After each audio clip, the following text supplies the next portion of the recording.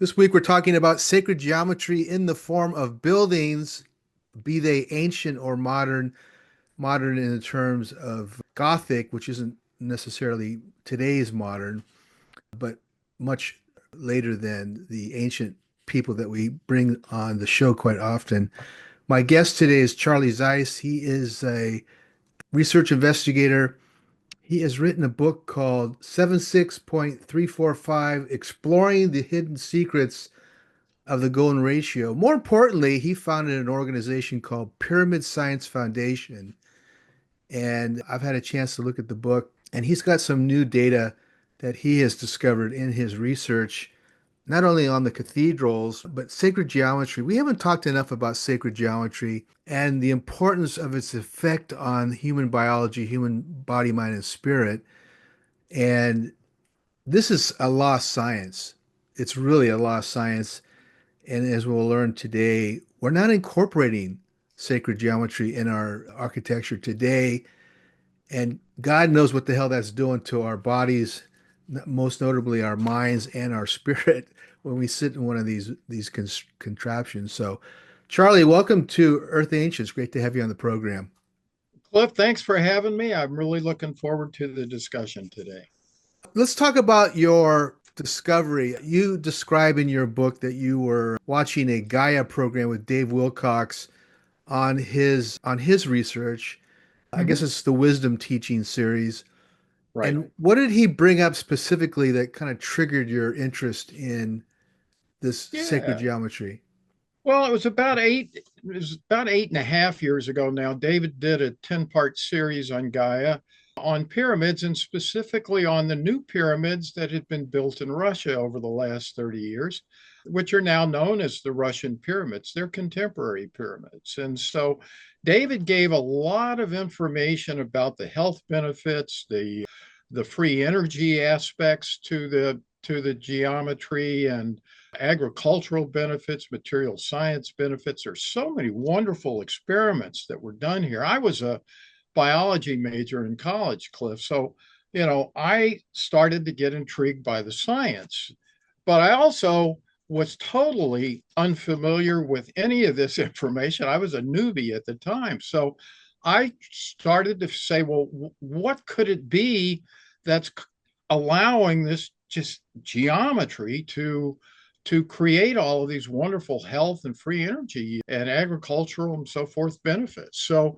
that's where it all started. The Russian scientists who worked on this information and these pyramids after the Soviet Union fell apart, they weren't really allowed to publish. They were censored in the West. So this information, specifically the geometry, wasn't known. So I had to reverse engineer that, and that's really where all of this started. And it's a geometric angle. I'm now calling it golden ratio scaling because it looks as though the universe uses this to scale all things from the galactic down to the subatomic. And two researchers had already determined that the universe was scaled with the golden ratio. Nassim Haramein and Dan Winter both have done it. One did it with the Planck length, and one did it with what's called Planck time.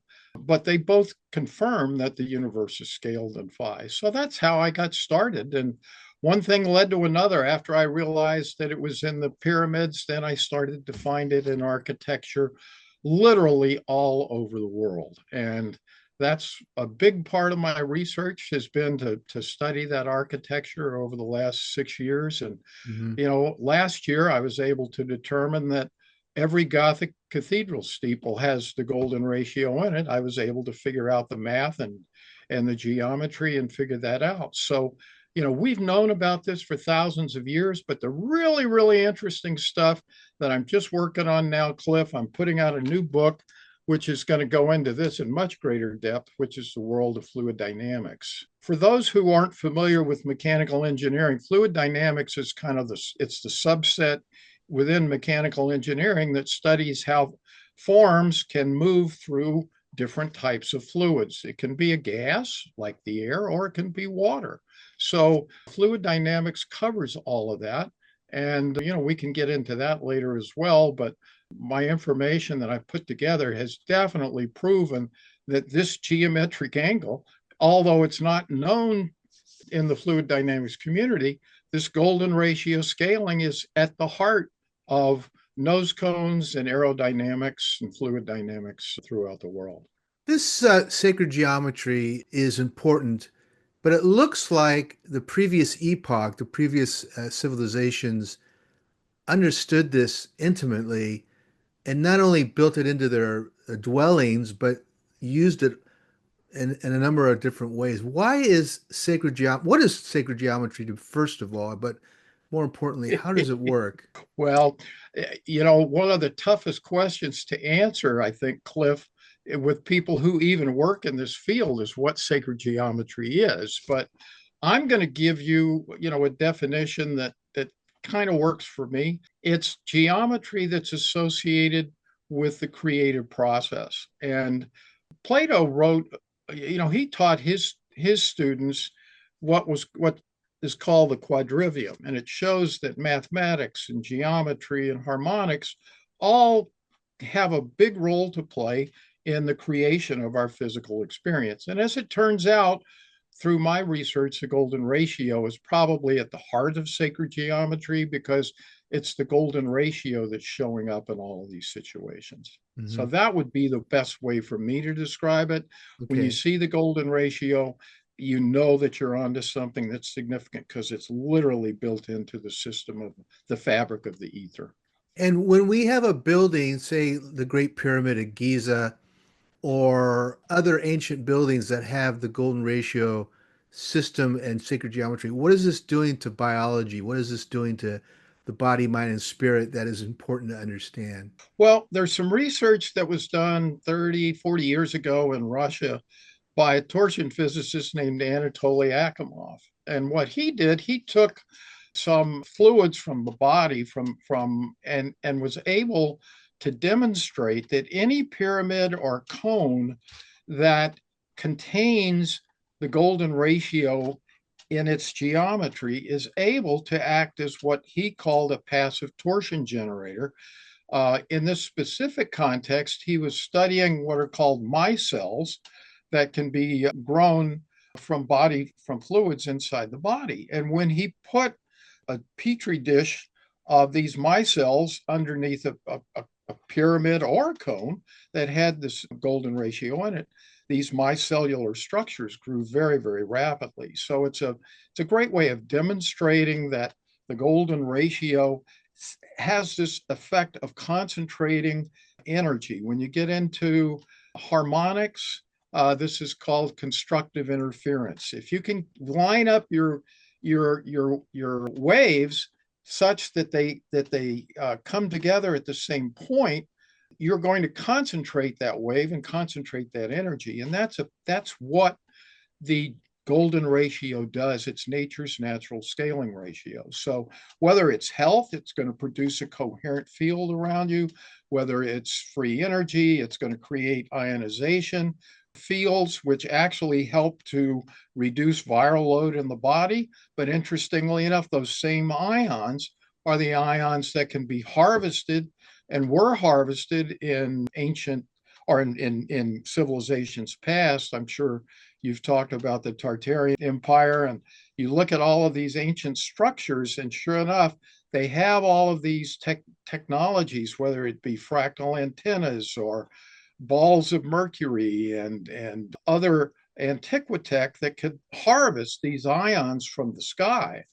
But what was important and what is important from the pyramid standpoint, the research in Russia shows that this geometry creates massive ionization fields that can be harvested for free energy as well. So Mm. there's lots that was going on with this geometry. And, we seemingly knew about this for thousands of years in the past. So that's the biological effects, which are very positive. But what happens to consciousness under these conditions? When I meditate under the pyramid, I feel as though I'm literally inside of a wormhole because whatever I ask for, the manifestations that occur from having done that inside this geometric space that is so well ordered and structured, the manifestations come about very, very rapidly.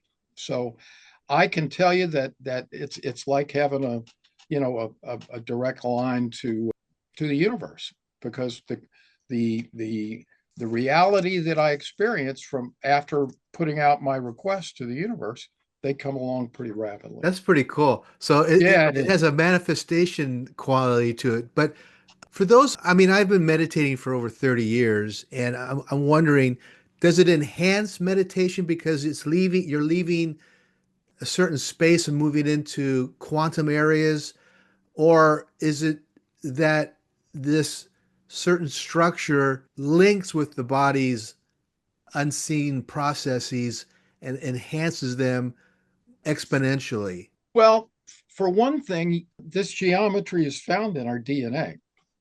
And so I think that's a pretty fundamental, important thing for people to know. The spirals of the DNA, if you go and measure them, you're going to find that 0.618, 0.382 relationship. And you're also going to find this geometry in the spiraling layers of the DNA as well. So I think that this geometry, seeing it in our DNA, it's just another example that shows that the universe is derived from, with this geometry. Okay. We've an, Another topic, I guess, to touch on, which a lot of people who have studied sacred geometry are familiar with. Johannes Kepler, about 500 years ago, had come up with the idea that he could determine the size of the orbits of the planets based upon the nesting of the platonic solids.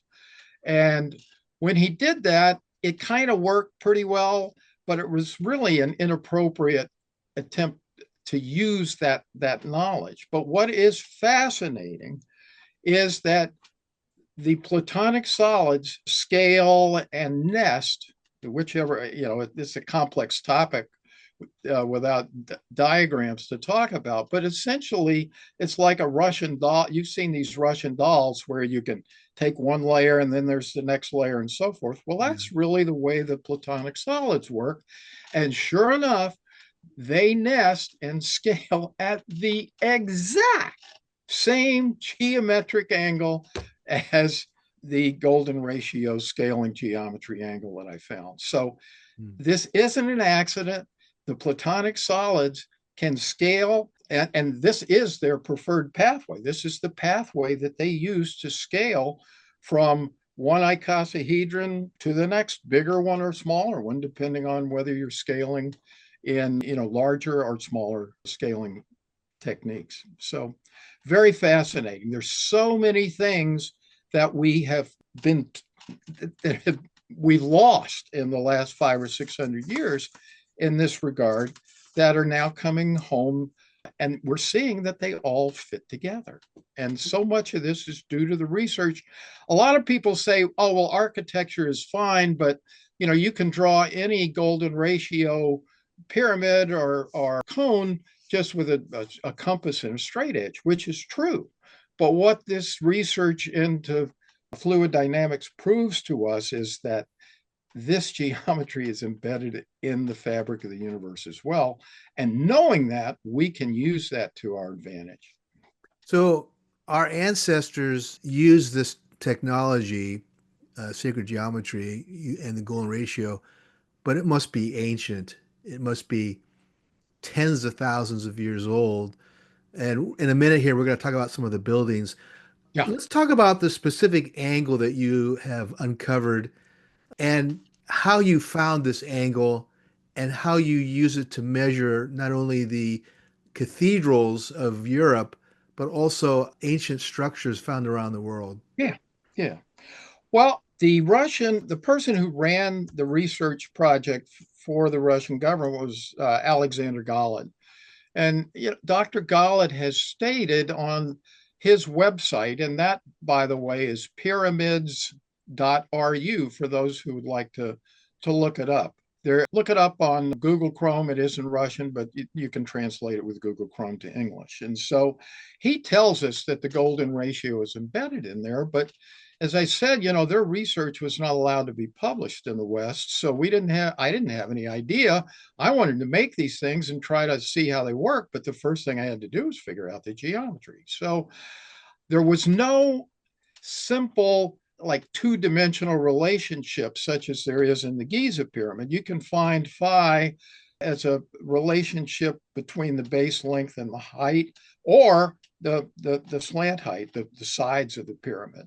But you couldn't find that with the Russian pyramid. So what I did, I just came up with an idea. All creation is supposed to start inside of a sphere. So I started with a sphere with a diameter of 1. And then I started stacking spheres on top of it. I divided 1 by the golden ratio to come up with the next diameter. So it's 0.682. And then I divide that by phi. I get, 618, and then 0.382, 0.236, and so forth. Well, in 3 dimensions, if you build a pyramid around that, you can then get that angle of 76.345 degrees. It shows up in the base. What's fascinating is that it also shows up exactly with this precision as the top angle of the Giza pyramid. So I know that they're connected. We figured all of this out. You can actually take the Sri Yantra, which is an ancient Indian symbol, and it's a 2-dimensional portrayal of 3-dimensional geometry. And sure enough, when you start to draw the Sri Yantra, you find this 76.345 angle as well. You find it in so many different places. So you're telling us that this 76.345 angle is almost universally used by not only architects, but and is found By in, nature itself, sure. yeah. Yeah, let me give you some examples. That's a great idea of some of the fundamental processes that we see in nature that scale at this geometry as well. We'll use the refraction of light. If you take a glass sphere and put it in the end of a pipe that you're shining light through and let it refract, it's going to refract at this exact angle. If you measure the angle of, let's say, a classic megaphone, Cliff, when we were in high school, the cheerleaders used a megaphone, and that geometry, precise, it's exactly right. It's the same geometry as you'll find in virtually all of the bell and clock towers around the world as well. So you see it in phenomenon like that. When you go into things like fluid dynamics, you'll see that the curvature of the blades on a fan are going to have the same geometry as well. And it just keeps going and going. But there's all these natural phenomena where you're going to see this. The funnel of a tornado, a mature tornado, is going to have this geometry as well. So you just see it in a water vortex. If you put, have a vortexing apparatus inside of a glass or something, and you put enough power to it, you're going to find this geometry is going to show up as well.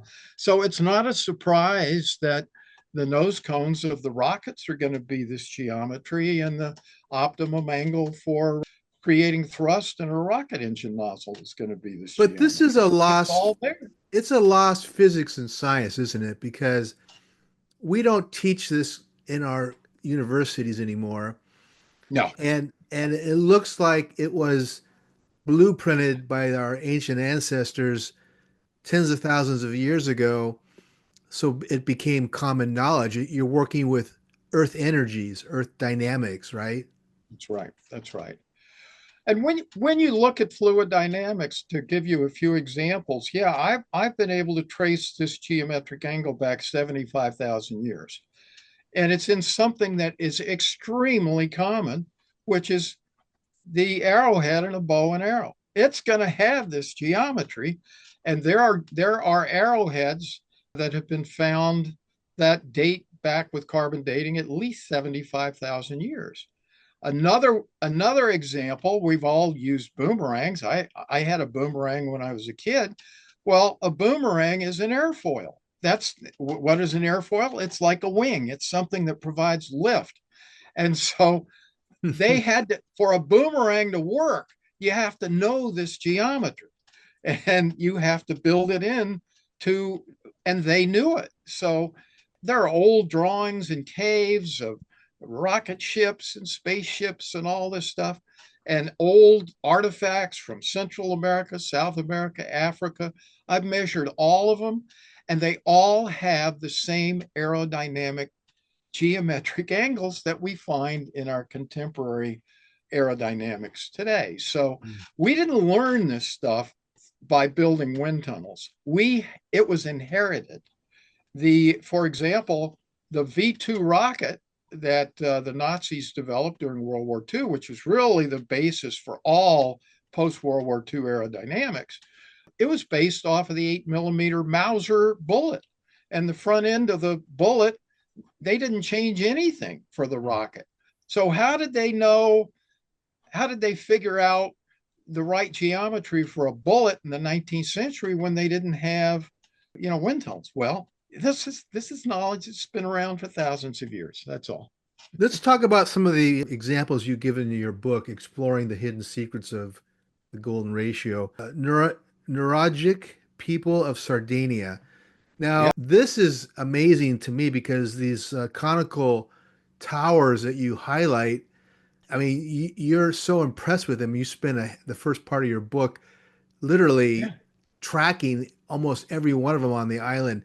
What's yeah. weird about Sardinia is that we do know that there were very ancient people there that were highly sophisticated, that had hydraulic plumbing, they had water systems, they had it's almost an artificial island because they use cements of unknown types Yes. all over the place. But talk Mhm. about this conical tower that you discovered. Give us the details. What does it look like? Yeah, a Naragi is going to look, it's just a stone conical structure. There were probably as many as 20,000 of these that were built on the island, and about 7,000 of them, I think, at least in part, are still around today and can be seen. But these structures also were supposedly, Cliff, at least from what I've heard, inhabited by giants. And one of the things that we have noticed in our experiments, as the Russians did as well with agriculture, is that plants grow much, much bigger in the presence of these fields. So I can't say that caused those people to grow larger. We have done similar experiments, though, with polywogs and other small animals, and we've gotten these effects. So we know that they were there. One of the key things that I think is important to know is that Sardinia today is still or is one of the blue zone locations on the Earth, which is those locations where we have the longest life expectancy. Hmm. Now, why is that important? When we look at a similar conical structure down in South Africa, the Great Zimbabwe, Michael Tellinger and Dr. Sam Osmanagich, they measured the ionization fields there. And sure enough, just like the Russian pyramids, same geometry, and that's all they have in common. Different locations, different building materials, but same geometry. Both of these create huge ionization fields. Research at the University of London says that ionization fields can reduce viral load in the human body by upwards to 95%. So it's got a huge impact on health in general. So finding that these people would live longer and maybe explain why they were larger in the past, it may all have a lot to do with the geometry of the buildings that they built. They So, also built them with highly crystalline rock as well. So that just amplified, the geometry's impacts on the what on do the field. you theorize the reason was for building these conical towers? Because I see in some of them there's an entrance, but we don't Yeah. see, most of them are hollowed out. So there are some kind of technology we don't understand. Talk about that. Well, I wish I knew more myself, but all I know is that this geometry, I've measured the insides. I've got pictures of the insides as well, outsides, and the geometry is there. So I really can't tell you, but they had a lot of these people were buried next to to these conical structures. And I can't really tell you what their original purpose was. Okay. I don't know. I do find I it think it has to interesting. be do with energy and consciousness, but I Right. don't know. You speculate that they are perhaps 250,000 years old Right. because of their positioning, their cardinal positioning to the North Right. Pole. So Right. you're kind of falling into the Hapgood theory of perhaps crustal displacement. And we've had a lot of scientists on our program discussing the different North Pole alignments that Yeah. can really Yeah. age. Talk about that. Well, I mean, this is not something I discovered, but I discovered other people who have done this. But essentially, what they've done is there's a website which the name of which is escaping me right now, but they have discovered that so many of these ancient sites are oriented to the different magnetic norths that existed at different times through the Earth's history, and so they have been able through finding enough of these to determine use that as an approximation as to the time which these at least the basis of these structures were built. So that's the way that that technology in terms of dating has come about. And some people think it's great and maybe others don't, but it's fascinating to see that these could be that old. We're going to get into the cathedrals here in a minute, but what do you suspect is the internal energetics of these conical towers? Because if, and you give this as an example in your book, if the conical towers are the earliest examples of this technology, they must have morphed and evolved into the cathedral towers at some point, evolution factors being the primary reason. But are you saying or suggesting that this is where we begin having supermind experiences where we tap into the Akashic records? We have super consciousness and we have great longevity because of the Yeah. effects. Yeah. Yeah. Yeah, Dr. Gollett estimates that people who experience, just to talk to your last comment first, who experience the pyramid energy fields should have a 10 to 15 year increase in life expectancy. That's his belief. Time will tell. There's no real way to measure that, but he's found that in animal experiments and so forth that people do live a lot longer, or animals live a lot longer. So that's part of that. I forgot your other question. Forgive Uh, me. it's just in general the increased in conscious awareness. But Oh yeah, yeah. I believe that it, this is something I'm going to be talking about, in the new book.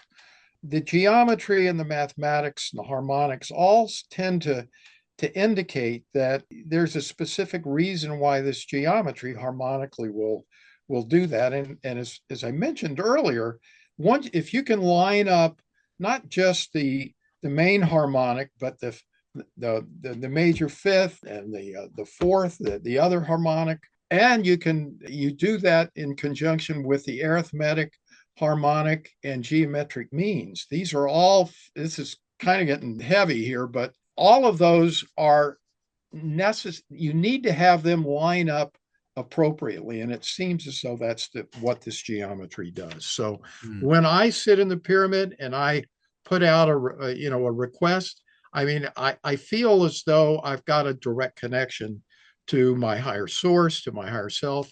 And as I said before, the manifestations just come very quickly. I can ask a question, and my guides and so forth will come back very, very quickly with responses. So you have kind of a smaller pyramid structure that you sit under at the house. Yeah, I do. I sell these on StargatePyramids.com.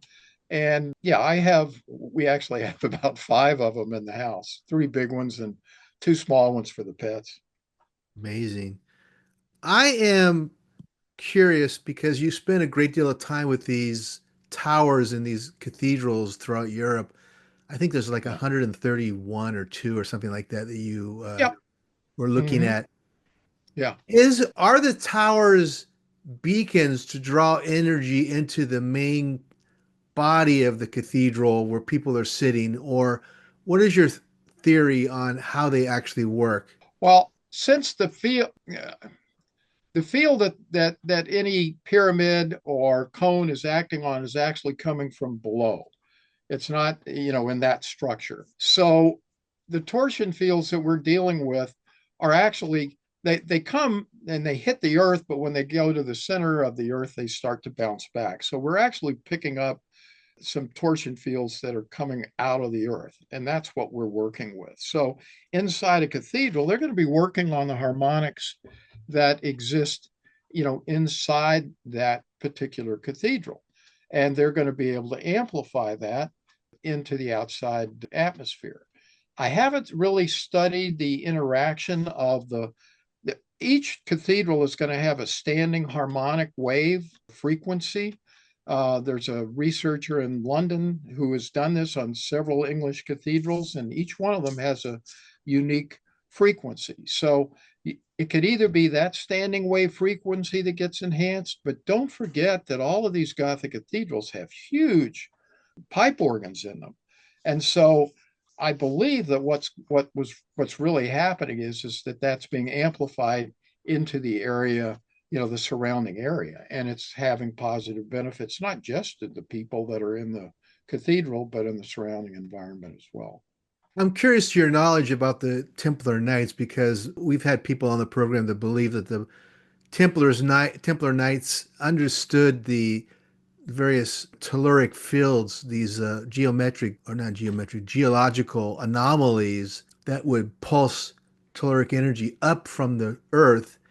Right, And then they actually found some of these locations and built cathedrals over them.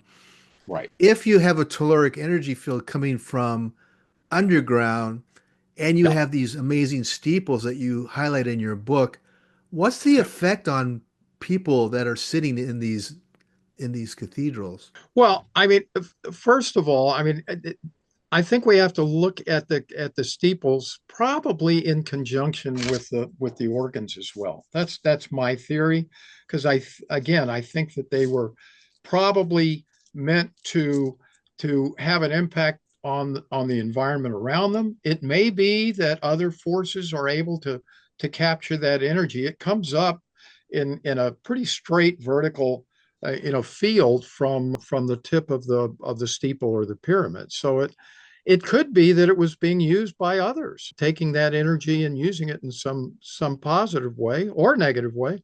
It's hard for me to know until we do more research.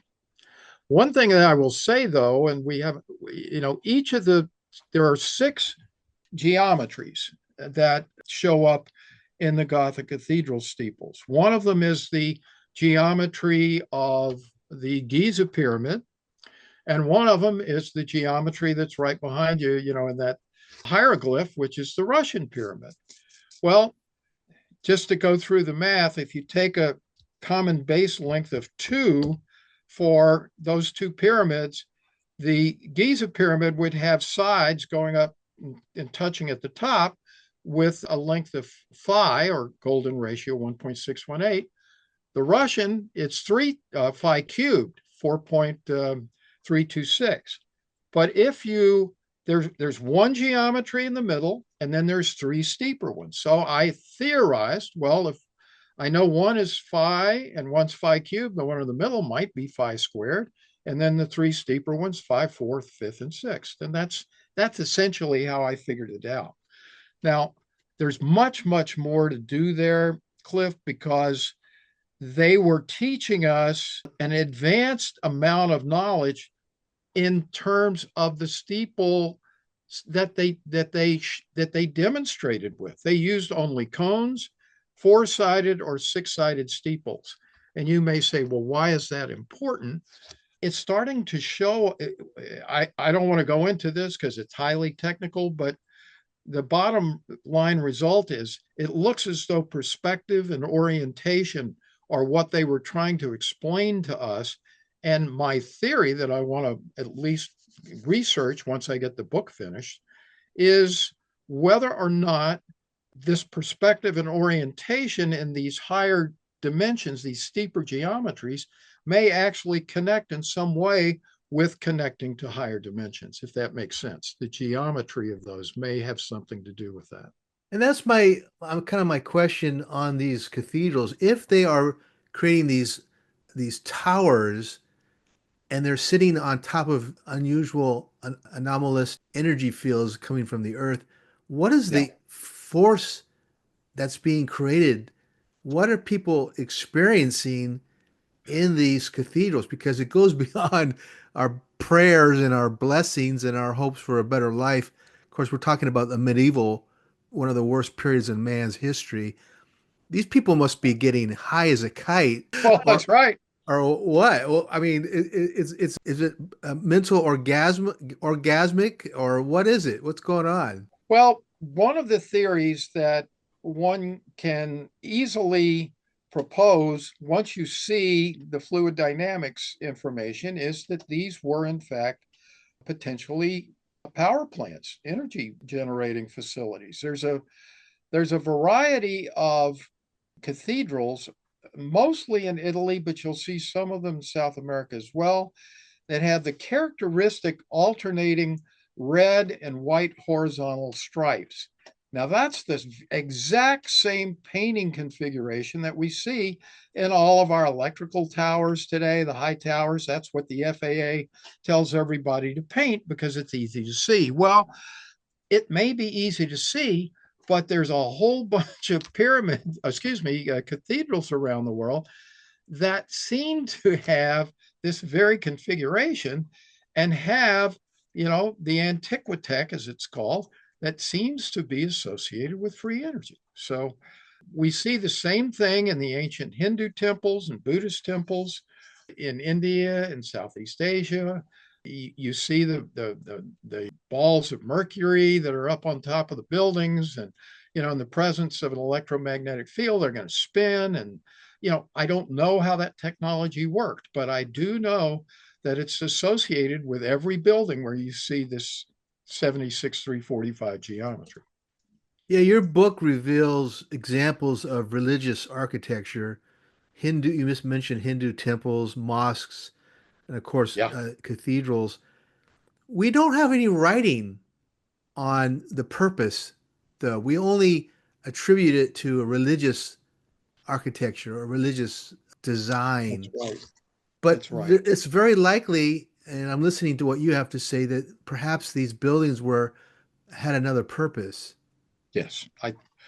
There's a number of YouTube historians who, and they all have spent years searching, and researching these buildings, and they all pretty much come up with the same conclusion that these were energy facilities of some sort and that they use geometry to help create that free energy.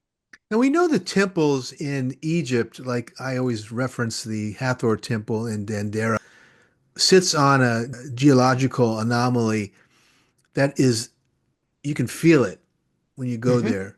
And it Sure. was used for birthing and for fertility. And apparently it was built in such a way that it tunes the frequency. And that's a totally lost art. Oh, yeah. The engineers who built that temple understood these frequencies. Is it possible that the Templar Knights and the others who were the designers architecturally of these cathedrals had some knowledge that is lost to us? Oh, I definitely think so. You bet. I mean, one of the classic examples of this is, oh goodness, it's the Dan Brown book, Da Vinci Code. What's the temple in Scotland? Oh gosh, why am I forgetting the name? It's okay. Anyway, that there's a lot of architecture that the Templars and so forth, erected. And when you look at it, you see these same geometric angles. So you look at ancient diagrams that the Masons and the Templars, wrote down, and you see this geometry showing up. Now it's been hidden. A lot of the examples aren't even, a good friend of mine that's a full-time geometer, George Leoniak. He runs a website called New Geometry, KNEW, but he's told me that in a lot of cases, you know, these were suppressed as well, just as I was saying that the research from Russia was suppressed.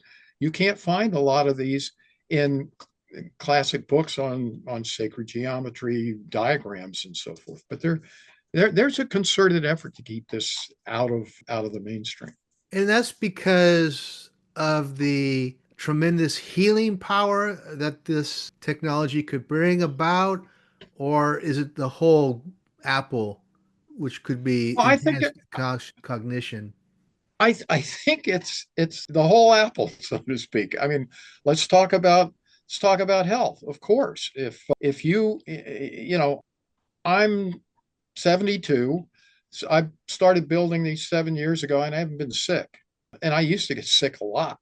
So, the healthcare system isn't making any money off of me, and all I have to do is have a pyramid in front of me. They literally aren't. I went last year. I hadn't had a physical in 5 or 6 years, and people say, "Oh, you're not taking care of your health." No, there's just nothing wrong. But I went and got them, and all the tests are good.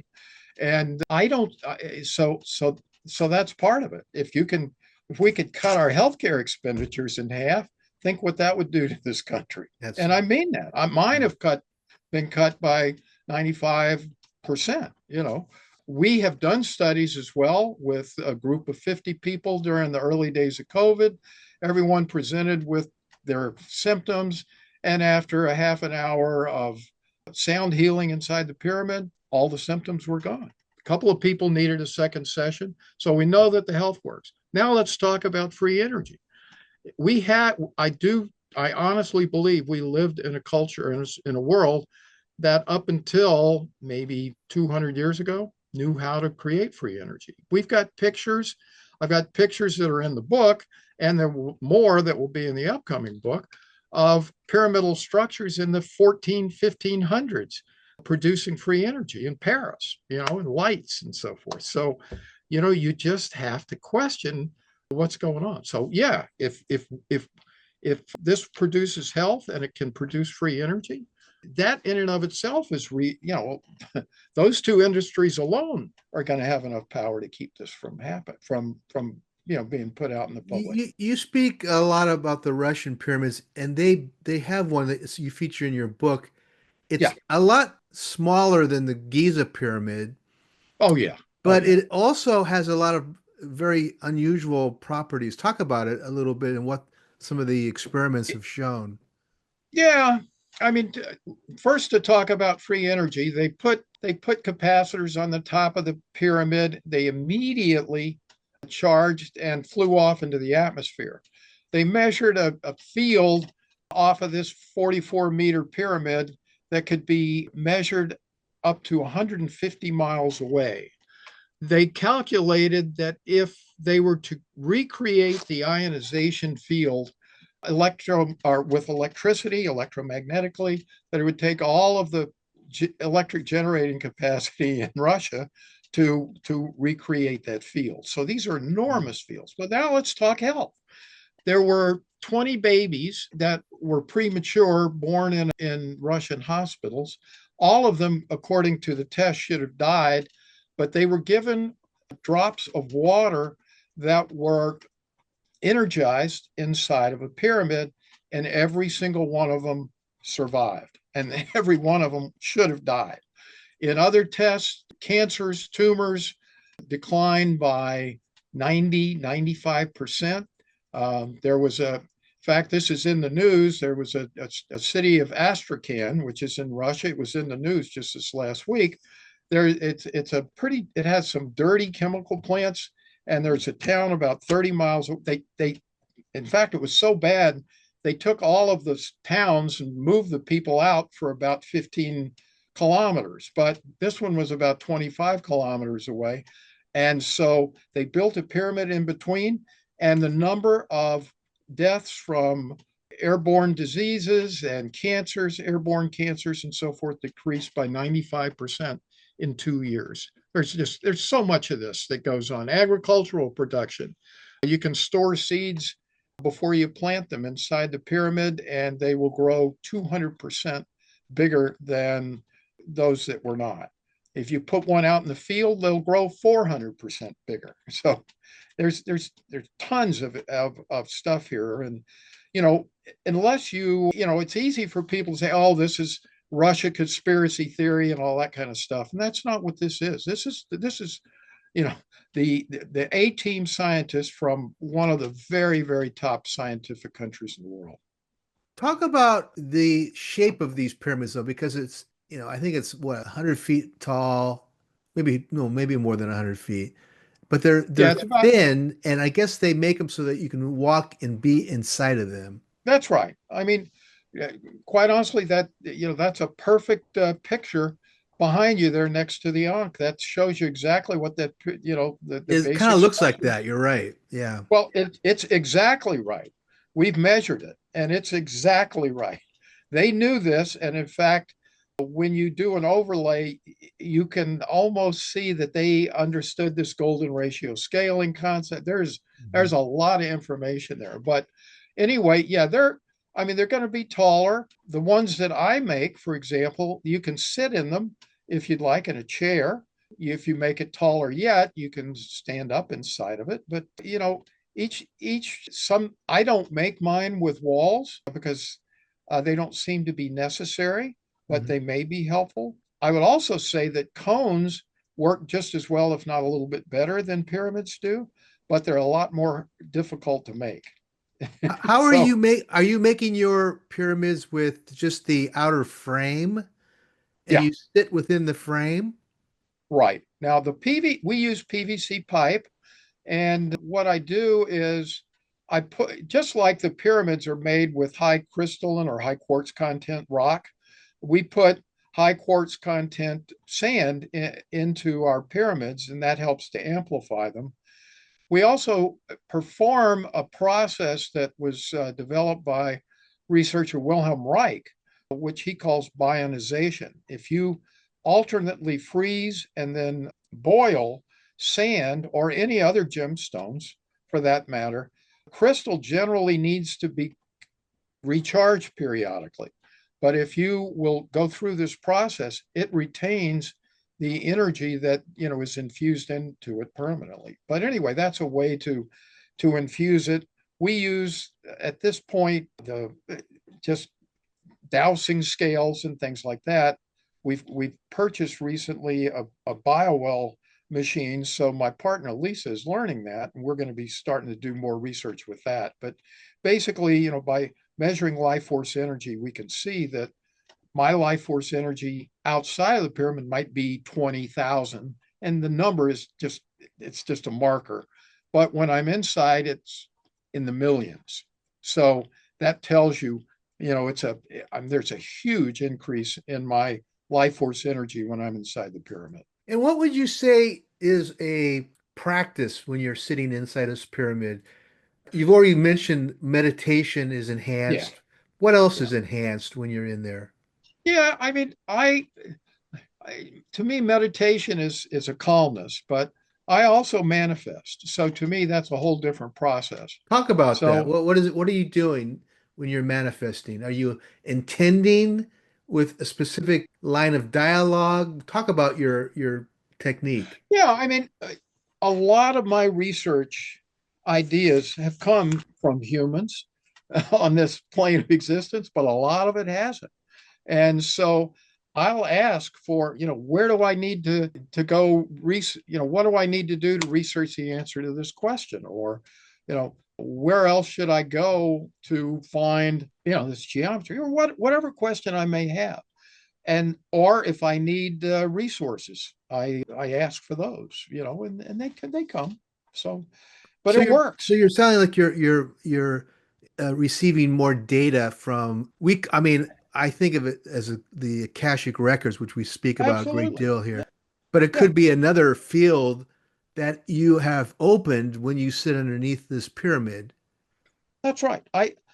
We've had so many psychics, Cliff, use this, distance healers. We'd love to get some remote medical intuitives, remote viewers that they've all used it, and they all say that they can do their job much more effectively inside the pyramid.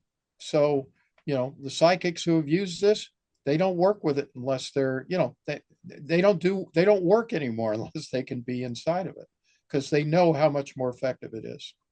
So, how big is this unit that you're sitting under, and the one that you sell as a Yeah, retail? I'm not sitting in one right now, but the typical one that I would be sitting in is about 6 feet tall, 6.5 feet tall. I make four sizes: 5.5, 6.5, 7, 7.5. And you can pick based on your height, your body size. The 5.5 foot pyramid isn't big enough to sit in a chair. You have to sit on the floor. So for some people, that's a problem. I make the larger ones primarily because people my age, I can sit on the floor, but a lot of people can't. And so, you want to be able to make it as comfortable an experience as you can. Hmm. The size of the pyramid does have an impact, but within these ranges, it's not enough to worry about. The thing that will make them much more powerful are the sand inside the pipes, and then we have other enhancements as well that Hmm. you can purchase to make them more powerful. So we have the biological effect where you're having healing. It's sounds like it's neutralizing disease processing and perhaps reversing it. And Right. then you have the conscious elements. Are there other aspects of this pyramid that you've discovered? Well, I mean, let's we can talk about some of the science experiments in material science. Those are kind of interesting. Yeah. Diamonds that are stored inside the pyramid have been found to become harder once they've sat inside the pyramid. Water that is stored inside of a pyramid. This is one of the classics from their research. They did this in the wintertime, and the weather never got above 10 degrees below zero, but the water inside the pyramid that was stored in plastic bottles never froze. You Huh. could you could take that bottle and tap it on the side, and it would immediately freeze up.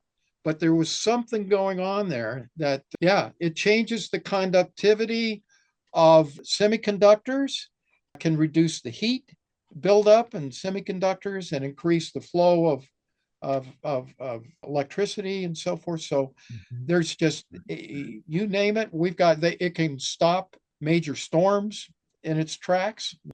So, How would it do that? I can't tell you how it works, but it Wow. does, and they've experienced it. So it seems to be, it must have something to do with the reordering of the field in a more coherent fashion. So it sounds like there has to be somebody within it that's an operator because you have to use the energy to intend. Or are you saying just because of its shape and its sacred geometry that you place the pyramid in a situation and then it naturally removes a problematic weather condition or disease or whatever else? Yeah, I people, I think Anatoly Akimov. I mean, he made a distinction between a passive torsion generator, which is like a pyramid, and consciousness, which he would call an active torsion generator. So, yeah, pure geometry can do this. And, I'm just one of many people who have realized this. There's a gentleman named Ibrahim Karim who has developed a whole field of study called biogeometry, which is the effect of form, geometric form, on our physical experience. So, he's been doing this for a long, long time, and he can just draw like a drawing, and of some shape or form. It doesn't have to be related to the golden ratio, but he will use that in particular ways to achieve particular results in his environments. Fascinating. Wow. The Yeah. book's called 76.345 Exploring the Hidden Secrets of the Golden Ratio. My guest today has been Charlie Zeis. What would you say your goal is with this data? And you're continuing it on with a new book you're talking about. Yeah. How do you want to see the work used? Well, of course, I want to see it used for good, but I want to tell you that I believe that this can be used in free energy for two reasons, in two contexts. One is ion harvesting. There are at least one, maybe a couple of companies out there that have technologies to do that. I'm trying to get in touch with them.